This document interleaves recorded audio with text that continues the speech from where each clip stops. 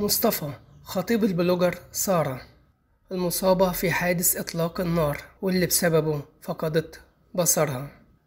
وسارة بنفسها قالت إن هو اتخلى عني مش بيجي يزورني، والناس في الشارع بتشوفه ماشي عادي بيضحك.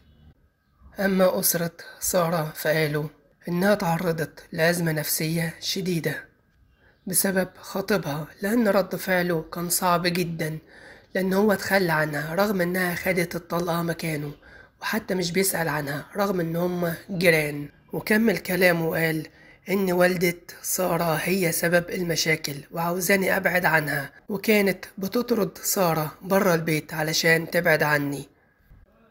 أما والد سارة فكان بيقول لي لو ما بعدتش عنها هموتك. وأصحاب سارة بيكرهوني وبيوصلوا لها عني كلام محصلش، وأنا عمري ما هبعد عنها وهفضل أحبها طول ما أنا عايش. وأسرة سارة هم السبب، هم اللي منعني من إني أتواصل معاها. وقال أنا حزين للي حصل لها، وحزين أكتر علشان منعني إني أتواصل معاها. وقال أنا عرفت سارة من سنة تقريبا، وبعد 5 شهور دخلت البيت من بابه ولبسنا الدبل، لكن بعد 4 شهور انفصلنا برغبة أسرة سارة، لكن فضلت متمسك بيها وفضلنا مع بعض. ويوم الحادثة كنا مع بعض في العربية، واتفاجئت ب4 ضربوا علينا خرطوش.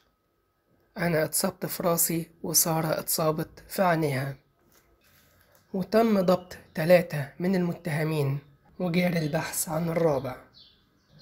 وانا زرت سارة واكدت لها ان انا هقف جنبها ومش هتخلى عنها.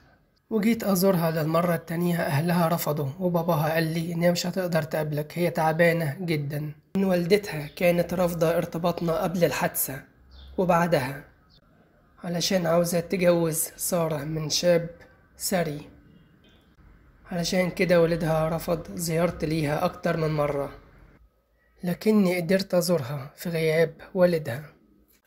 ووجه مصطفى رسالة لسارة وقال أنا لا يمكن أعيش من غيرك، ومحصلش إني اتخليت عنك ومش هتخلى عنك.